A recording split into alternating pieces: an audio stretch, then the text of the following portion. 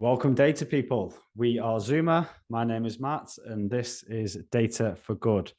This podcast is brought to you by Zuma. Zuma is a dedicated recruitment company for senior data, insights, and analytics professionals, connecting you with Berlin's most influential companies.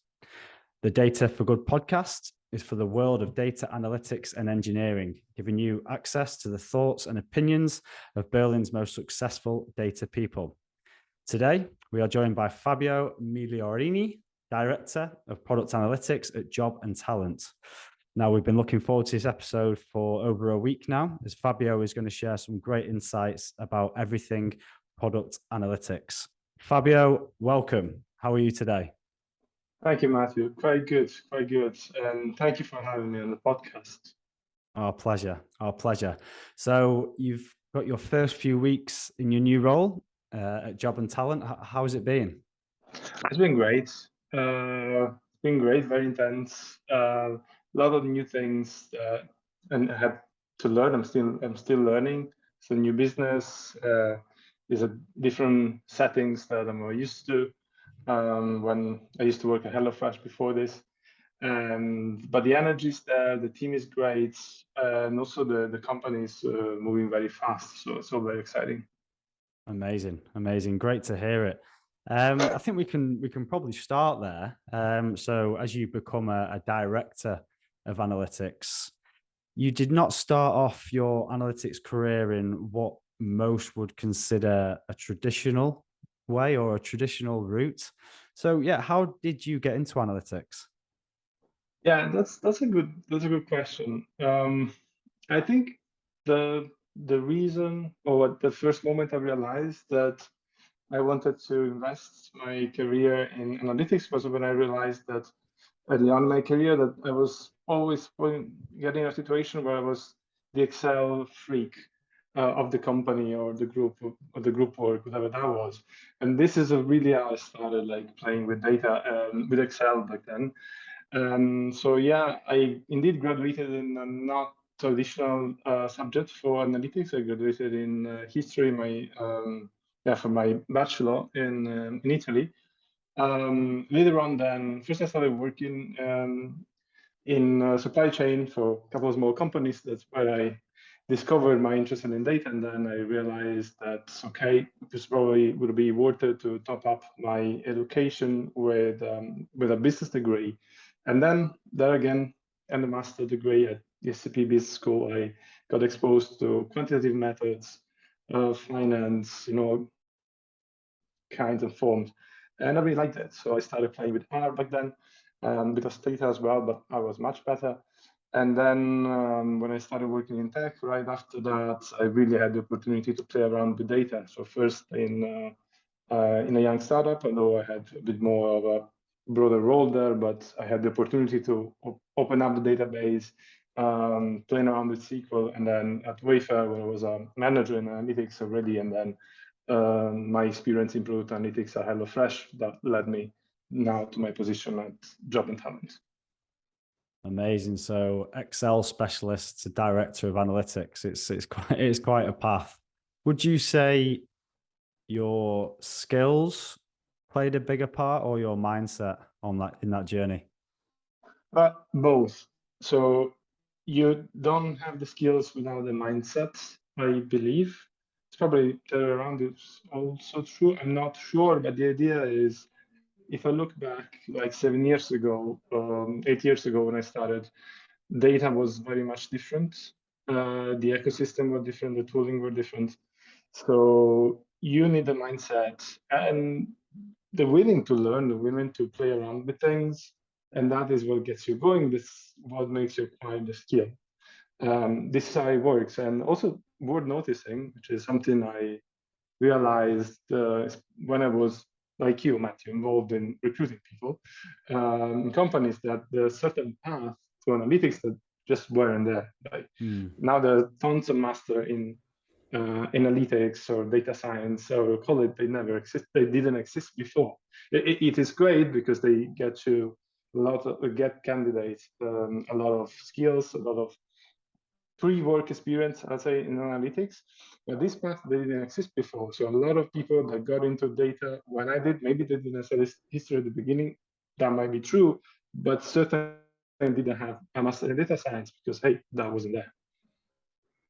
Yeah, it's a very relevant area, and I think history, funny enough, is a very, very powerful degree. My cousin also did history, and her employees loved being able to look at the past and make analysis from that. So maybe that's where it stemmed from. What do you think?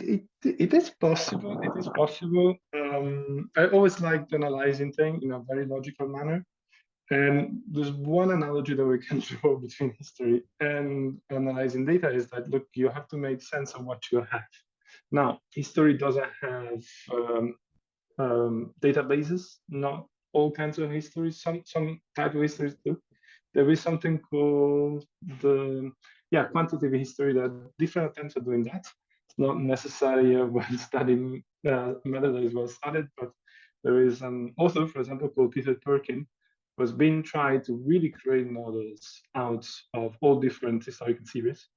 Or another interesting piece is probably economic history, where they actually try to model, to first build and then model economic series. But I mean, they're a bit niche, but you can actually make it combine the two things. Now it's more a hobby of mine not to read this kind of stuff because I'm there. But there are some analogies again, but they're also two fairly different things. Definitely. So, on this journey, what would you say the biggest challenge that you overcame? I don't know really. Like, if I have to pick one, I mean, it's not really the challenge. I mean, it's the challenge, but the enjoyable challenge is that you need to keep learning, right? And this is very important also in regards to career progression. I think that also switches the way you learn. At the beginning, when you work in an individual contributor, or even not at the beginning, because you can have a full-on career as an individual contributor. But in that setting, you learn on your own, and you want to make time for studying, to apply things that you studied. As a manager, you learn together with people. You learn from people, and you also have to make sure, though, that people can learn from you or that they have the space to do it. And then that becomes really one of the leadership duties. And it also reflects on yourself as an individual. There's tons of things that you can learn from the people around you. And you're exposed to a lot of people. So just do it. Definitely. I think you're a product of your environment. And that's definitely the case in data as any other. So you got into product analytics and you've been obviously very successful. So for those who don't know, what is product analytics? Yeah, good question. So there is a silent word in product analytics, which is digital product analytics. So digital is sometimes silent, but because in tech, most of the time the product is the digital product. By the way, HelloFresh, interesting case. Yes, there's a digital product, but there was also a physical product, meaning food we were delivering. For Jobandtalent, the product is innerly digital.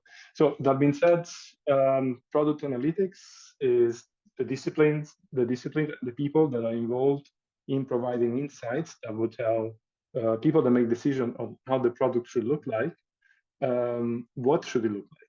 So should we rather take option A or option B in the funnel that we're showing? We'll make the funnel a bit longer or a bit shorter to collect more or less information.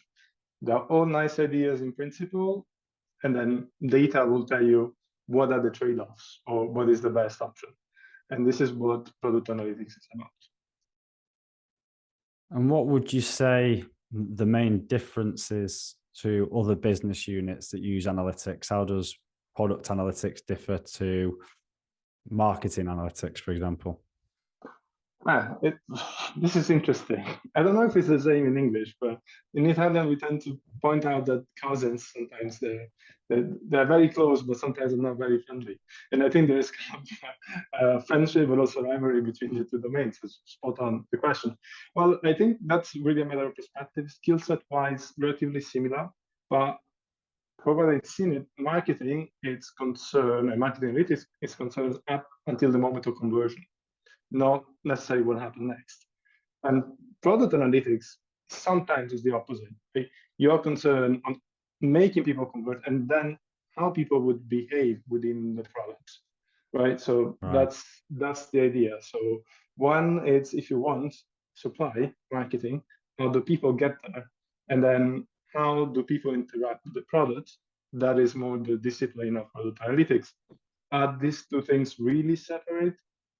Not really, because it's not irrelevant the type of leads that you bring on the website with it's not relevant to their behavior. People that come in from that are more or less qualified, so let's say people that come from advertising on Google, my behavior is different than people that come organically. So the marketing mix influence the products, and the product influence the way people behave on the web or on the app, but not in a way that is detached from the marketing mix. So there is a lot of overlaps, and a good product analyst will know about marketing analytics, and the other way around. So they're very close.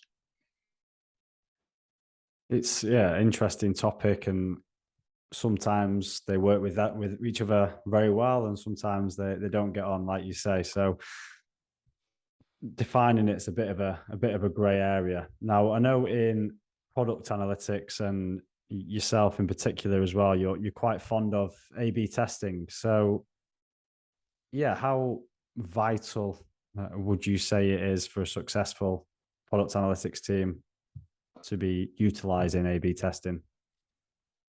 Well, I would say it's not necessarily vital for the analytics team. It's more a company choice. So A/B testing is not something that stands out one specific team, but is actually a way of working that would bring together different teams. You need classically engineering, products, data, and potentially both data, so marketing and product analytics in this case, and if you're talking about digital A/B testing. So yeah, it is important. It is mandatory for every company to do it in order to achieve success? Probably not. If I look at the company that's success in the past, well, in the digital space, I would say all the companies I know had great A/B testing program. So it sounds like it's very much down to the company and the way they see the direction, how they want to use experimentation. Would you agree? Yeah, indeed. Then if you think about, I don't know, the big names around like Google, Booking, Airbnb, Spotify, they all had, and they still do have very solid experimentation programs. And I would say it is a joint effort. Someone needs to get it started in a way, and I think data is probably the area that could push for it. Also because analysts are interested in these kind of things. It changes the way you work. If you have hypotheses to test, it's very much different than having open-ended questions that might be difficult to prove or disprove. So analysts tend to like these things, but in general, it is a strategic decision. I would say it's normally a good one, provided that it's not always possible to do it. It's very easy to A/B test in a digital setting. In a non-digital setting, it's much more complicated because shipping code and tailoring the experience, randomized experience in a website is one thing, but try to do it on, I don't know, grocery shopping. There is no way your physical shop can be changed from one customer and from the other customer entering a second ago, change it back. There are other ways of testing ideas, but digital A/B testing it's something that happens in tech company essentially. Do you think that's why the tech companies, digital product companies, are so successful, because they're able to try all these experiments quite quickly and quite rapidly? It's one component of it. Like you can you change, you adapt faster. Like it's software, it's much subtler than hardware because you have less physical limitation around it, right? Then not everything can be done through software, but it is true. Now, it is an inner characteristic of software, not something else. I read the other day someone on Twitter, I don't know, some blockchain person, I don't remember who that was saying, it's almost ridiculous that McLaren is saying that in 3 years they will join F1. No, it wasn't McLaren, it was someone else. Anyway, and they say 3 years, it's in like, we're going to change our products 5 times. Yes, but of course, you're working on a software product, you're not working on a hardware, on a car. It makes things much more difficult. And you don't want to get it wrong. You can be much bolder when you're trying out things in software, except certain areas, like fintech. But otherwise, even if the experience breaks, it's not like if the engine of a car breaks, like people may get hurt. So yeah, no, I think I saw it was Audi Porsche. I think I saw yeah, a sorry, similar, I really similar not article. much into cars, but that tweet that I found it interesting. Yeah, no, I think I saw that one as well. So yeah, there's a lot less at risk when these crypto companies are experimenting, and we've seen the results of their experimentations. Yeah, well, also like a good famously. Perfect. So you've had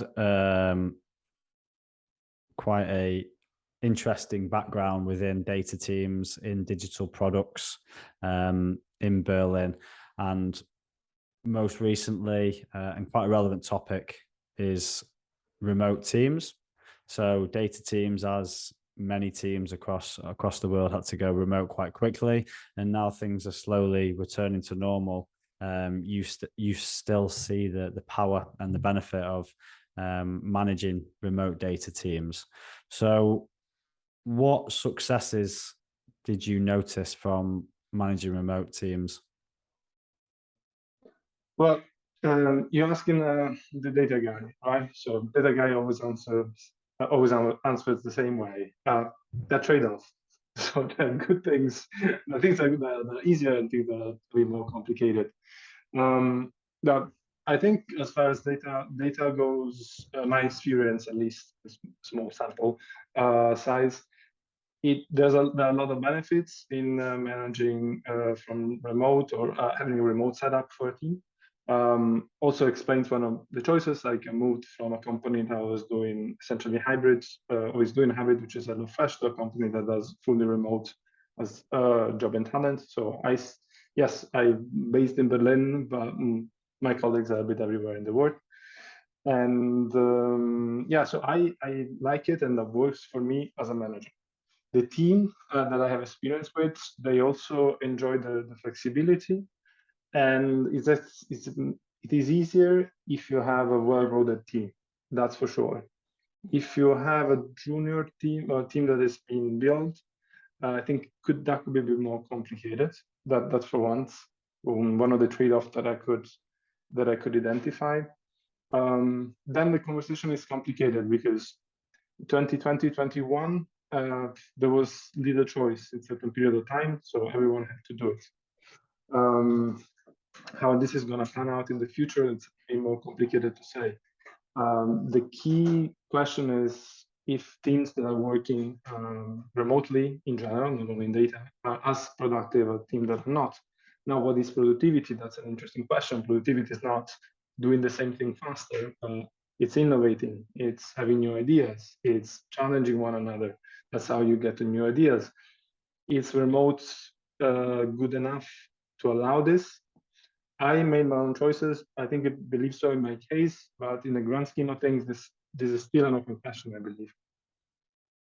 Yeah, it's it is very complicated, and like you say, is productive, innovating, and moving forward. And it is a difficult question. One of the major points of innovation and things moving forward is having the fresh ideas from juniors and different ways of thinking, and being able to introduce the next generation of data people. How do we get them to the same stage as the seniors that we have now? Is there anything that you've seen or good practices that you've had success with of introducing juniors into remote teams? Well, if I think about it, when we did that, we hired quite a few people were at the first or second experience, especially at HelloFresh. And what really helps is structure your onboarding process as much as you can. What we used to have at HelloFresh had some kind of boot camp flavor in a way. There were a set of sessions. Some of them had also some exercises included in, and in general, every session has a specific topic. And then there was an end presentation that the new hire would give to the team about the onboarding, how it felt. And also in mind, you might even need a bit more time.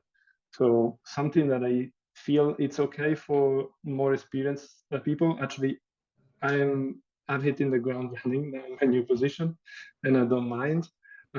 Actually, I prefer it this way, but it's not my first rodeo, so I know about it. I know a few things, but when someone a bit more junior starts in a team that is even remote, give time. Onboarding will take time. It's a matter of fact, but it's an investment that is worth it. So there will be a structured time, and then there will be some adjustment time until you reach, say, the expected level of productivity.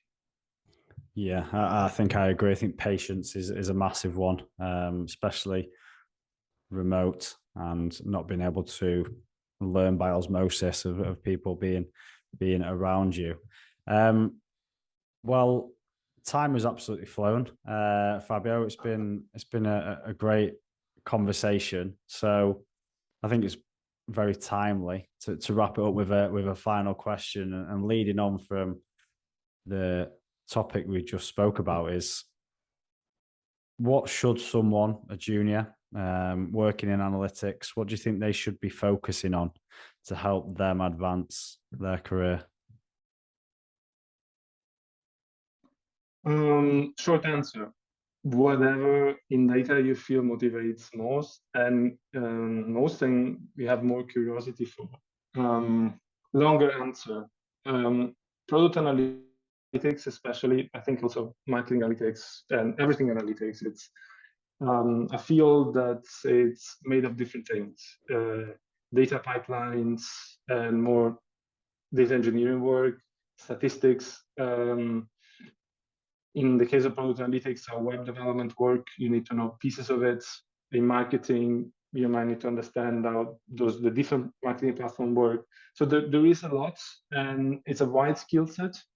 There is something I read once about decathlon athletes, that at some point you might want to train for 10 disciplines, but there are a lot.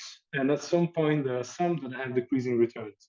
So you cannot be as good, I think, runner as you can be good in throwing things. Sorry, the English word eludes me. Yeah. So you need to focus on what gives you the bigger return. That makes sense. And normally it's what you're motivated for. Then make a judgment call if you see there is opportunity where you're working for someone who is an expert in the discipline that is you were not dreaming of.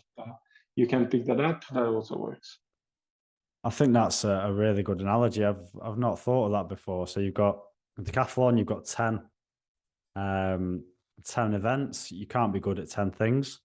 So but you cannot be excellent. So you're probably good. Yeah. If you do it, you're probably good, but you cannot excel in all of them. So you might have to play your cards right.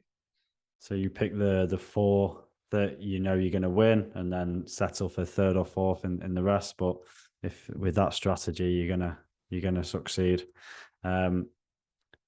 Perfect. So in a career, do you see more potential in someone who starts specialist and becomes a generalist, or someone who starts as a generalist and becomes a specialist? Well, I'm a generalist. I think of myself as a generalist.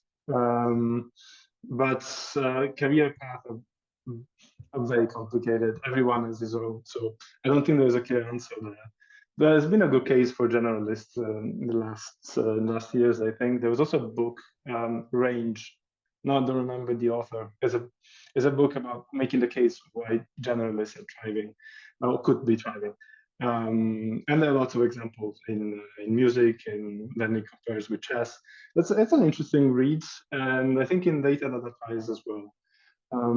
But by all means, what I see today is that there are clearly paths for everyone, both on the managerial or generalist, but also in the specialist. The specialists are much they're getting a lot of appreciation these days, I believe. Definitely. Amazing. Range. I think I've not heard of that, so I'm gonna definitely check that one out. Perfect. Well, yeah, today you've taught us Range by David Epstein. David Epstein. Okay.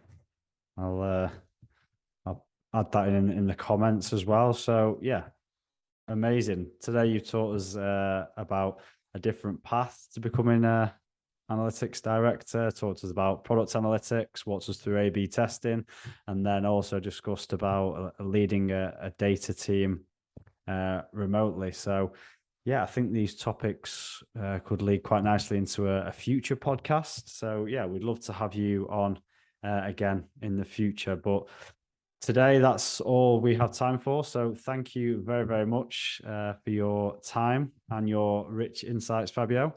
It's been educational for us all. To the listeners, as always, drop your questions and feedback into the comment section. We'll pick some of those out to be answered on future pods. Yeah, and don't forget to like and share, and then we'll reach out to as many people as possible. So yeah, thank you once again, Fabio. It was my pleasure. Thank you, Matthew. Thank you. Yeah, and ciao for now.